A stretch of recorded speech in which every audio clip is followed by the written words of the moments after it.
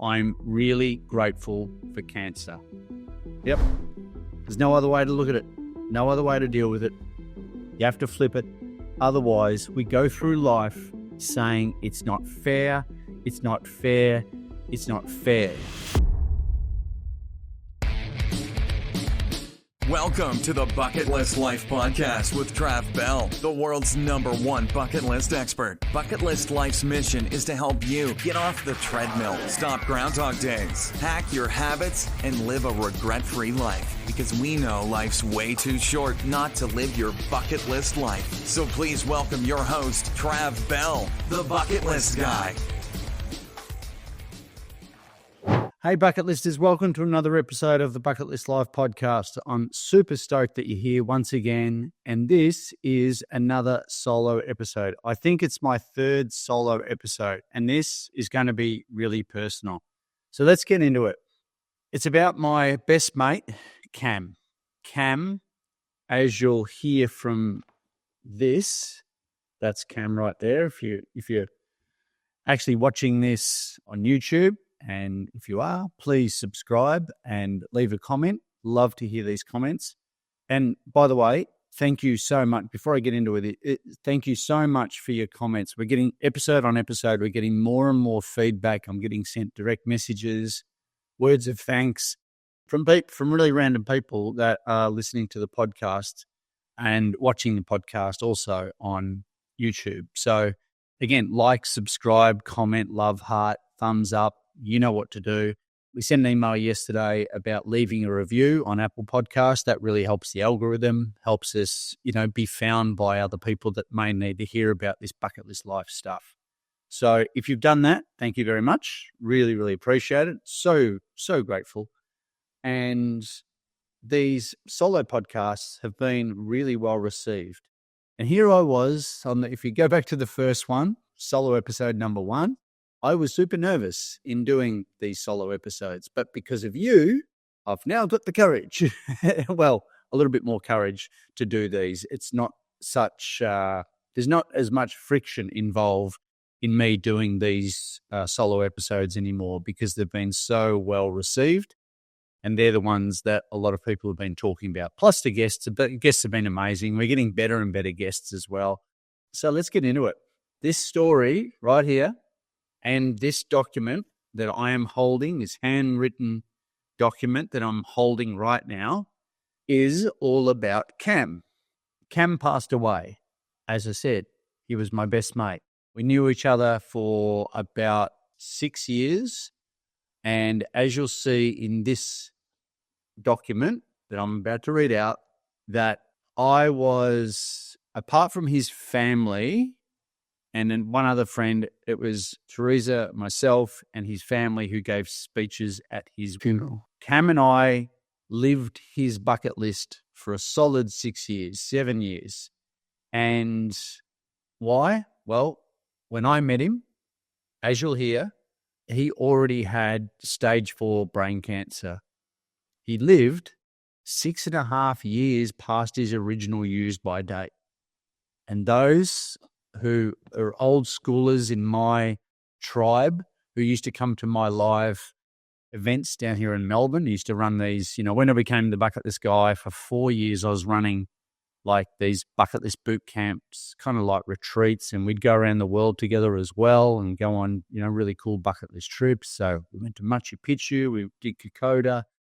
Cam was part of those trips, and also whenever I had a group of people come down and do the bucket list boot camps with me there in Melbourne, Cam always turned up, helped out, got amongst it, met everyone, did a speech, and he did it from his perspective of having stage 4 brain cancer and, on the clock, like I said, way past his use-by date.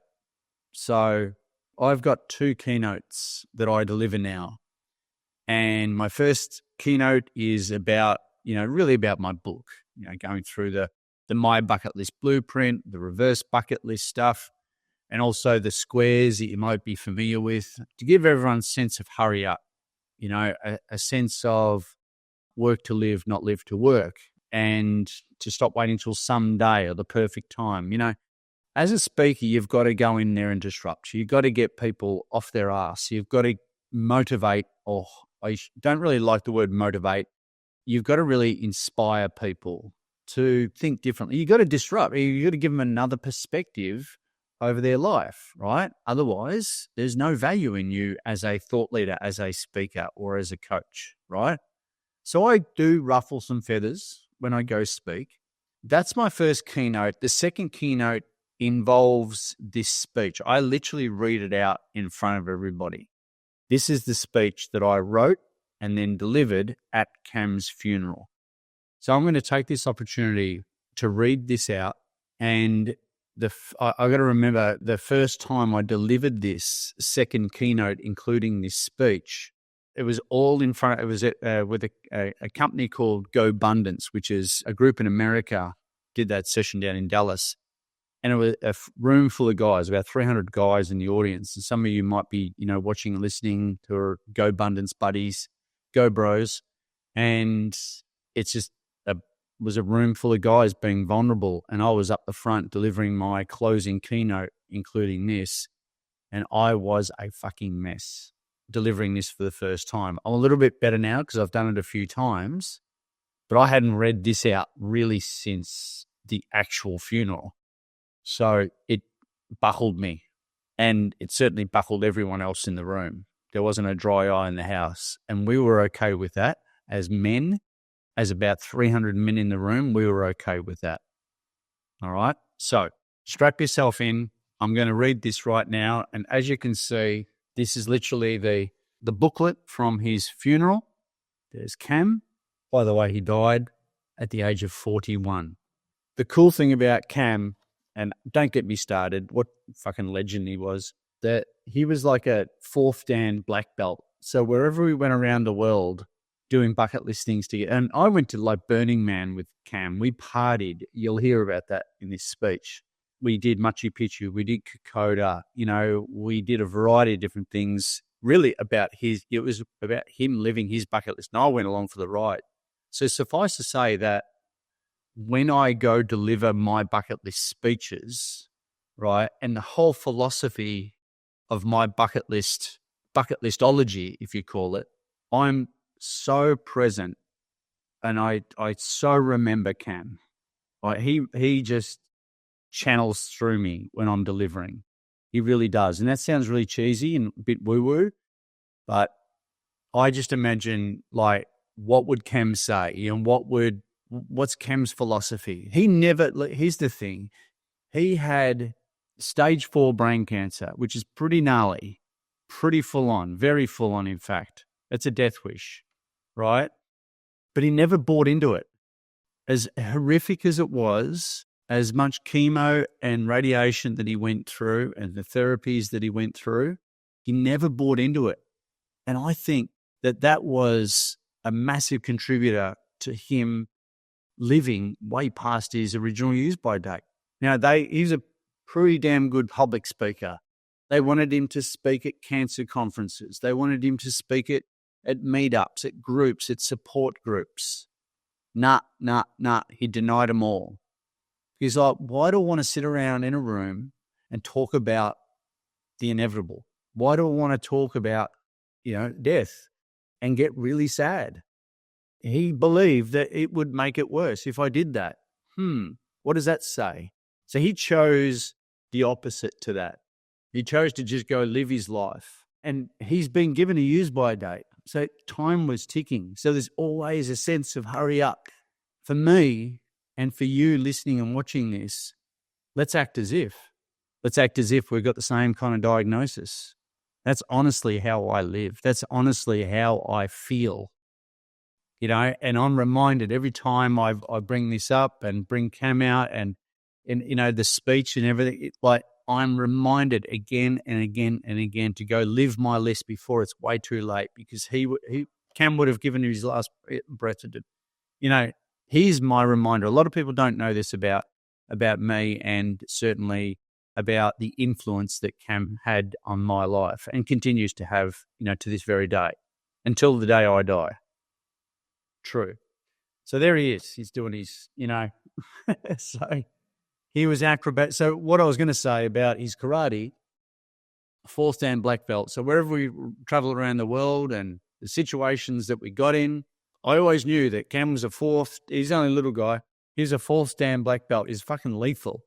So I always had my bodyguard, I guess, around me. He always kept me safe. He also just kept me sane. And like I said, reminder after reminder after reminder.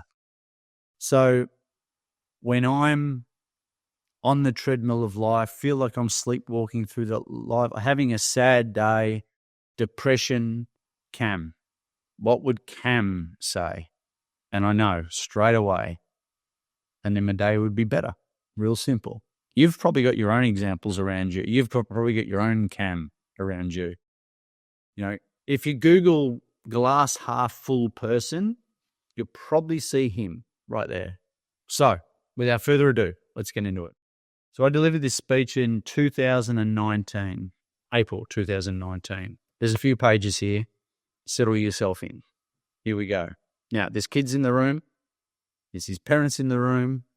His friends and family in the room. His kids that were in the dojo.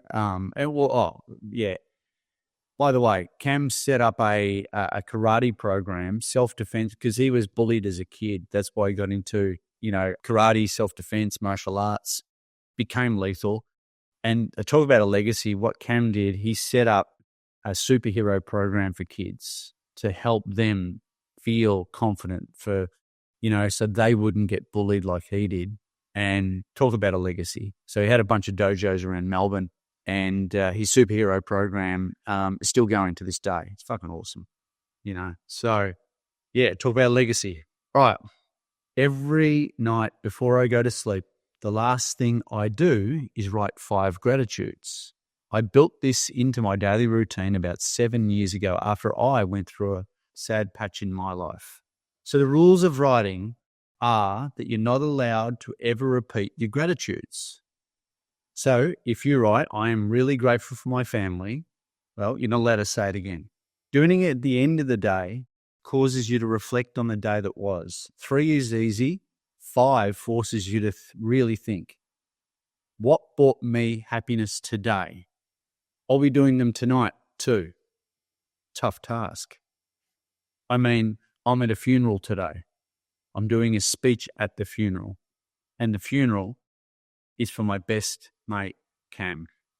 But instead of waiting until later tonight, I thought I'd share tonight's 5 with you all in advance. So here goes.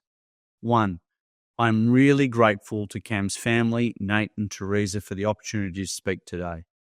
I'm honoured. This is an absolute privilege. Number 2, I'm really grateful to have connected with some new and reconnected with some old friends. 3, I'm really grateful to Tracy, my family and friends for supporting me in the lead up to this moment. Number 4, I am so fucking grateful to Cam for showing me, us, how to live fully, love openly, and always, always, always look on the bright side of life. And finally, 5, I'm really grateful for cancer. Yep. There's no other way to look at it. No other way to deal with it. You have to flip it. Otherwise, we go through life saying it's not fair, it's not fair, it's not fair. See, Cam and I met because of his cancer. Andy, our mutual friend, introduced us at a seminar that we were both at. And I think it went something like this. Hey, Trav, this is Cam. Cam, this is Trav. Trav, Cam has been diagnosed with stage 4 brain cancer.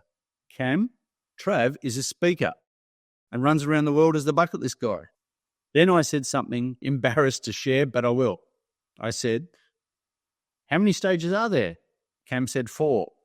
I went on to say, is 1 the worst or is 4? Cam said 4. I then said, so you pretty much, and Cam said, fucked. Andy rescued me from my awkwardness by saying, anyway, I thought you guys need to meet because you're just as crazy as one another and you both have the same attitude about living life. No truer word has been spoken. 6 months prior to me meeting Cam, he was diagnosed. 6 months prior to Cam meeting me, I was diagnosed as the bucket list guy. We instantly became mates. Death was Cam's motivator, and Cam became mine. Who's seen the movie Top Gun? Well, Cam was Maverick, and I guess, well, I was Goose. Cam was Batman, and I was Robin. But really, I reckon Cam was Superman, and then there was simply the rest of us. After all, there was only one Cam. He literally flew into all of our lives and saved the day. In the presence of Cam, your day became brighter, your worries became inconsequential. You just wanted to become a better version of yourself, for yourself, to become your own superhero.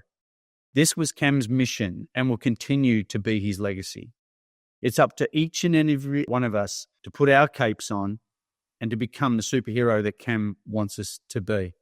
Superheroes that are confident to overcome any obstacle in our way. Superheroes that take more risks in our lives so that we have no regrets at the end.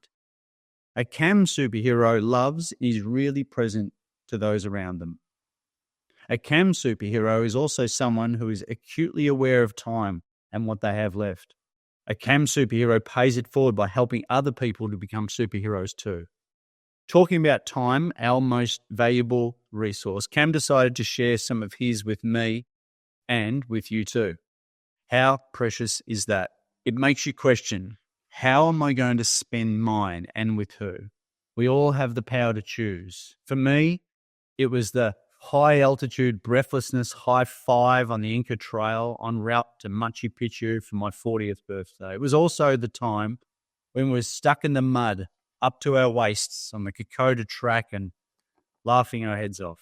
It was also the time when we played the cancer card, yes, in Vegas with two blonde sisters, and he gave me a wink that I'll never forget as he walked away with a hot one. It was also the time when we rode our bikes out to the edge of the Burning Man festival to see the sun come up. I remember that sunrise, and I remember the hug we shared. He nicknamed it Timmy the Tumor. Yep, that's Cam.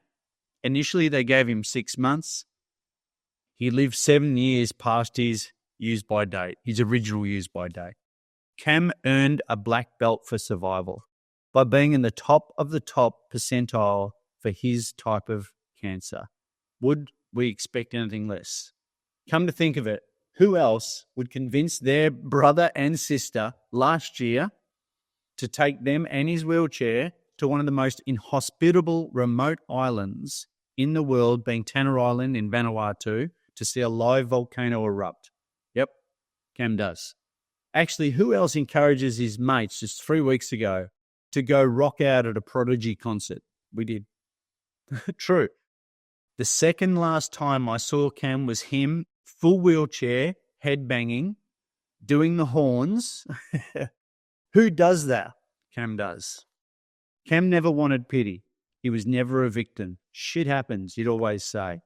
I don't know if there is a God or if there isn't a God. I have no proof. But if this was part of God's plan, then it's a really shit plan. Because Cam really was one of the good ones. He did not deserve this. He was only 41. But now Cam lives in all of us. Cam lived a full life, and he wants us to do the same. He set the example. We must carry this forward. Cam will always be my why. His legacy will continue to live through me and my global bucket list mission. Overall, I miss my best mate. Constantly asking me, what's next? Cam, I love you, bro. And I think it's safe to say that we all love you. Let's all go out there. Mate. Oh. Trying to finish it. I'll repeat. Fuck. I think it's, the emotion coming out. Look, overall, I miss my best mate, constantly asking me what's next. Cam, I love you, bro. And I think it's safe to say that we all love you. Let's go out there. Let's all go out there and make him proud. Done. Finish your speech. There you go, guys. There's a 10-page speech. Takes up a fair bit of time. I got choked up at the end. I don't know why. I wonder why, Trav. I wonder why you got choked up. But what I do care about is hopefully that message resonating with you and Cam's life resonating with you as well. Again, you've got your own examples. We don't need any more. How many more reminders do we need to go out and live our bucket list before it's too late?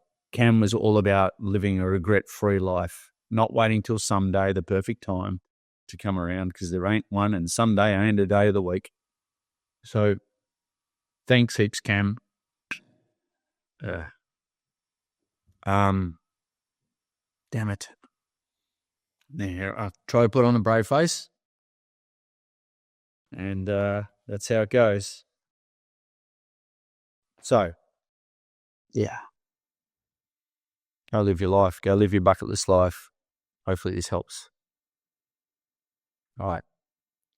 You know what to do. Like, subscribe, comment, send a DM, subscribe. Apple Podcasts, Spotify, however you're listening to this, and also on YouTube as well. But, thanks again for being part of my tribe. I really, really, really appreciate it. I mean, by the way, if you've got any suggestions on how we can do it better, how I can do it better, open to suggestions. I love doing it because it keeps me accountable. I'm, so stoked that I get to connect with some amazing thought leaders and, pretty random people from around the world who are living, their version of their bucket list life, or just, doing some interesting stuff. And I'm stoked that you're finding inspiration in it. It's giving you some different ideas to do life. That's what it's all about. So thanks once again for being a part of this episode of the Bucket List Life podcast. Cheers, guys. Thanks so much for listening to the Bucket List Life podcast with the world's #1 bucket list expert, Trav Bell. For more great content, go to www.thebucketlistguy.com. We'll see you next time.